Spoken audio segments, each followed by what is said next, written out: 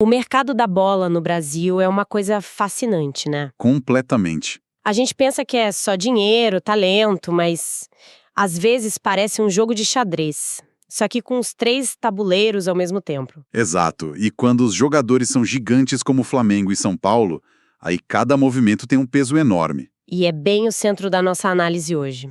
Uma dessas partidas, sabe, uma negociação que começa de um jeito, aí vira uma coisa totalmente diferente e, de repente, trava.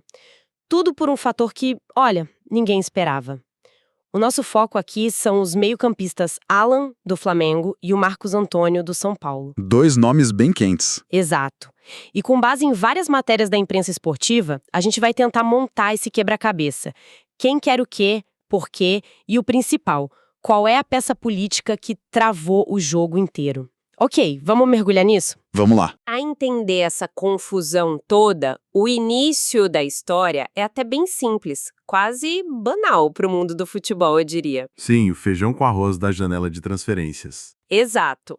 O São Paulo precisa de um volante, olha para o mercado e identifica um alvo, Alan do Flamengo, e formaliza uma proposta de empréstimo. Até aí, tudo normal, certo? Perfeitamente normal. Um clube quer se livrar de um salário de um jogador que não está sendo tão aproveitado, Isso. e o outro clube vê uma oportunidade de mercado, né, para encher uma lacuna no elenco sem precisar gastar uma fortuna. A proposta de empréstimo é a jogada mais segura possível para o São Paulo. Testa o jogador, vê se encaixa. Exato. E se der certo, quem sabe compra no futuro. Mas vamos olhar para o lado do jogador, para o Alan. A situação dele no Flamengo já estava bem complicada, né? Muito. Ele chegou em 2023 com status de grande contratação, vindo do Atlético Mineiro, mas a coisa, simplesmente não andou. Ele não se firmou, não virou titular e a relação com a torcida nunca engrenou. E esse é um ponto crucial, sabe? A gente às vezes esquece o lado humano da coisa. Verdade. Um jogador de alto nível não quer ficar no banco. E a pressão no Flamengo, nossa, é gigantesca. Quando o jogador não cai nas graças da torcida, como dizem as matérias, o ambiente fica muito pesado. Imagino. Então, para ele, para o Alan, a proposta do São Paulo não é só um contrato novo. É um respiro, uma lufada de ar fresco. É a chance de ser protagonista de novo, né? Exatamente. De ter minutos em campo, de recuperar confiança em outro clube gigante, mas com um ambiente novo para ele. E as fontes dizem que ele topou na hora. Deu o tal sinal verde para o projeto de São Paulo. E olha que interessante, ele tinha outras sondagens. Tinha sim. Uma delas, inclusive, do Corinthians. Através de um velho conhecido dele, o Dorival Júnior. Isso diz muito, não acha? Diz muito.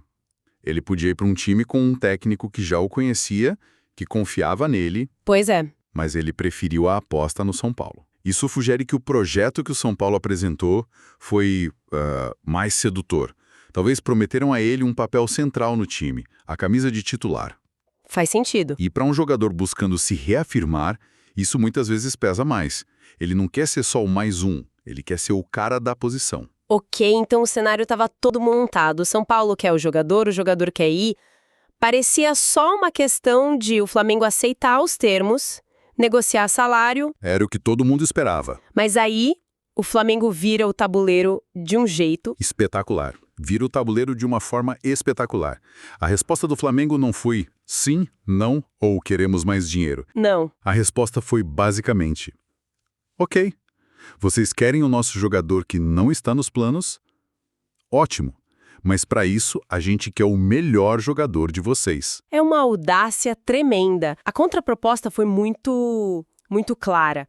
O Flamengo só libera o Alan se o São Paulo topar negociar, em definitivo, o Marcos Antônio. Nossa, E aí a gente precisa parar e entender o abismo que existia entre a situação desses dois caras em 2025. é outro mundo. Enquanto o Alan buscava um recomeço, o Marcos Antônio foi, sem nenhum exagero, um dos melhores jogadores do São Paulo na temporada. Um destaque absoluto. Um pilar do time. O desempenho dele foi tão bom, mas tão bom, que rendeu convocação para a seleção brasileira com o Ancelotti. Exato. Então a gente está falando de um jogador no auge da forma, da valorização, e os números comprovam. O São Paulo tinha acabado de ser obrigado a comprar ele em definitivo. É importante explicar isso, né?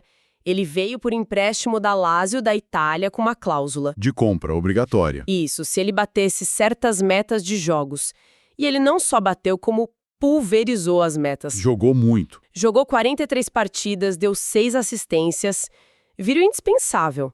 Aí o São Paulo teve que desembolsar 4,5 milhões de euros. Que dá uns 28, quase 30 milhões de reais. Exato, por 80% dos direitos dele. Eles acabaram de fazer um investimento pesado num ativo que deu um retorno técnico absurdo. E o Flamengo chega e fala, então, que tal passar ele pra cá? É inacreditável. Peraí, isso é uma jogada de mestre ou de um desespero total? Porque eles estão basicamente dizendo, a nossa peça reserva só sai se você nos der a sua rainha. É uma aposta muito alta. Altíssima. Será que eles realmente achavam que o São Paulo ia topar ou era só um jeito de encerrar a conversa? Então, eu acho que eles tinham um trunfo.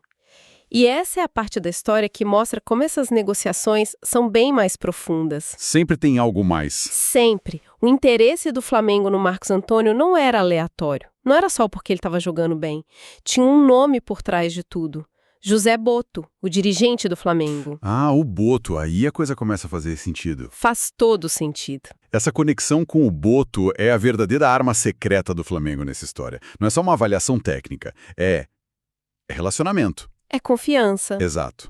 O Botto foi chefe de scout do Shakhtar Donetsk, lá na Ucrânia, por anos. E adivinha onde o Marcos Antônio explodiu na Europa? No Shakhtar. Sob o olhar do Botto. Justamente. Ou seja, não é só o Flamengo ligando para a agente do jogador. É o José Botto provavelmente mandando uma mensagem direta para um cara com quem ele tem uma relação de anos. Exato. Uma mensagem dizendo, lembra de mim, confia em mim, tem um projeto para você aqui. É muito poderoso isso. Muito. Num mercado onde os agentes dominam, onde tudo é triangulado, ter essa linha direta, pessoal, construída há anos do outro lado do mundo, isso vale ouro. Vale mais que dinheiro, às vezes. Com certeza. É uma tentativa de seduzir primeiro o jogador para depois pressionar o clube. O Flamengo não estava só fazendo uma proposta, estava ativando uma rede de contatos antiga e poderosa. Tudo bem, o cenário agora é de alta tensão, Flamengo fazendo essa aposta ousada, usando um trunfo pessoal. O São Paulo... Faca o queixo na mão para dizer um não bem sonoro e acabar com a conversa. Era o que se esperava. Mas quando a gente esperava uma guerra de notas oficiais, de bastidores... O jogo para. Ele congela. Do nada. E o motivo, eu confesso, quando eu li a primeira vez, eu tive que reler. Não era dinheiro, não era o jogador que recusou. O motivo era um processo de impeachment. É inacreditável o futebol sendo completamente engolido pela política interna do clube. Totalmente. A diretoria do São Paulo, do Júlio Casares, estava enfrentando um processo de impeachment com votação marcada no Conselho para 14 de janeiro. E a ordem foi clara, né? Claríssima. Nenhuma decisão de grande porte, especialmente uma tão polêmica quanto essa, seria tomada antes dessa data. Ou seja, na prática, o futuro de 2 jogadores em 2 dos maiores clubes do país ficou refém de uma votação de conselheiros, uma votação que não tinha nada a ver com futebol. Exatamente. E pensa nos cenários, na delicadeza da coisa. Se o Casares sobrevive ao processo, talvez ele se sinta mais forte, politicamente, para tomar uma decisão impopular. Como vendeu o Marcos Antônio. Exato. Uma decisão que ele julgue financeiramente necessária. Agora, se ele sofre o impeachment, a diretoria que assume jamais vai arriscar... Seria suicídio político. Total. Como o primeiro ato, vender um ídolo recente da torcida para um rival. A negociação não estava só congelada. Ela virou um peão num jogo de poder muito, muito maior. E isso expõe uma fragilidade da gestão, né? Vender o seu melhor jogador do ano para um rival direto já seria explosivo em qualquer momento. Nossa, sempre. Fazer isso às vésperas de uma votação que pode derrubar o presidente seria dar munição para a oposição e inflamar a torcida. O risco político era impagável. E tem mais um detalhe que as fontes trazem que complica tudo. Não era uma troca simples. Ah, sim, a operação casada. Exato.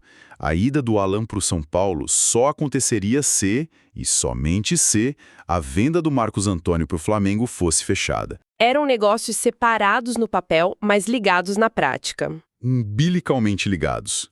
Um não existia sem o outro. Era um castelo de cartas. Se a carta do impeachment derrubasse a venda do Marcos Antônio, o empréstimo do Alan caía junto. Então vamos tentar analisar a estratégia ou o dilema de cada um. Se você está na sala da diretoria do Flamengo, qual é o pensamento? Parece a oportunidade perfeita, né? Parece a jogada de mestre. Você se livra de um problema, que é o Alan, um jogador caro, com um contrato longo, que não rendeu. Certo. E na mesma tacada você contrata um dos melhores meio-campistas do país. Um jogador que o seu homem forte do futebol, o José Botto, conhece e confia. É um upgrade técnico gigantesco. Gigantesco. E se encaixa perfeitamente na estratégia que o Flamengo declarou para aquela janela. Fazer ajustes pontuais, reforços cirúrgicos. É a definição disso. Mas e o risco? E se o São Paulo simplesmente dissesse não? O Flamengo não corria o risco de ficar com o Alan encostado e ainda sair com a imagem arranhada? Corria, mas era um risco calculado. No pior cenário, tudo ficava como estava. O Alan continuaria no elenco. Verdade. Mas, no melhor cenário, eles resolveriam 2 problemas com uma só negociação. Para a diretoria do Flamengo, a recompensa era muito maior que o risco. Eles não tinham nada a perder tentando. Agora vamos para a sala da diretoria do São Paulo. Ali a situação é um dilema de filme. Com certeza. De um lado, a pressão técnica da torcida para não vender de jeito nenhum o seu melhor jogador para um rival. Do outro, a realidade financeira. E as fontes mencionam isso. A situação financeira complicada do clube era um fator real na mesa. Nenhum clube brasileiro, com raras exceções, pode se dar ao luxo de recusar uma proposta milionária por um jogador sem nem pensar. O São Paulo, como muitos, precisa fazer caixa. Então a venda do Marcos Antônio, embora dolorosa no esporte, poderia representar um alívio financeiro fundamental para o resto da temporada. Então eles estão presos. Presos entre o que é bom para o time em campo e o que talvez seja necessário para as finanças do clube. E, como se não bastasse, presos pela instabilidade política do impeachment. Qualquer decisão, para qualquer lado, teria consequências enormes. Vender irritaria a torcida. Não vender poderia aprofundar um problema financeiro. É um cálculo muito complexo e a política interna simplesmente impediu que esse cálculo fosse feito. É a tempestade perfeita para um gestor de futebol. E mostra como, no Brasil, o presidente de um clube precisa ser muito mais que um bom gestor. Ele precisa ser um malabarista político, sabe? Totalmente. Totalmente. Equilibrando campo, finanças, torcida e principalmente o conselho deliberativo. Um movimento em falso e tudo desmorona. Resumindo essa trama toda, então. A história começa com um simples pedido de empréstimo do São Paulo pelo Alan, um jogador sem espaço no Flamengo. Isso. Isso escala para uma contraproposta super agressiva do Flamengo, que só libera o Alan se puder comprar o Marcos Antônio, o craque do São Paulo. Uma reviravolta. A gente viu que por trás disso tinha a carta na manga da relação do José Botto com o jogador. E quando o xadrez estava no seu momento mais tenso, o tabuleiro era virado não por um lance do jogo, mas por um fator externo. O processo de impeachment no São Paulo, que congelou tudo. Você resumiu perfeitamente. E o que eu acho mais incrível nisso tudo é como o futebol nos lembra que ele não vive numa bolha. É verdade. A gente adora falar de tática, de 4-3-3, de scout, de dinheiro, mas no fim uma crise institucional, uma votação de conselheiros que a maioria dos torcedores nem sabe quem são. Pode ter mais impacto. Pode ter muito mais impacto no elenco do que qualquer craque em campo. Essa negociação não é só sobre Alan e Marcos Antônio. É sobre a intersecção frágil e caótica entre esporte, finanças e poder. Isso nos deixa com um pensamento final para a gente refletir, né? Para além do que vai acontecer com esses dois jogadores, a situação toda nos força a pensar nessas forças invisíveis que montam e desmontam os times que a gente torce.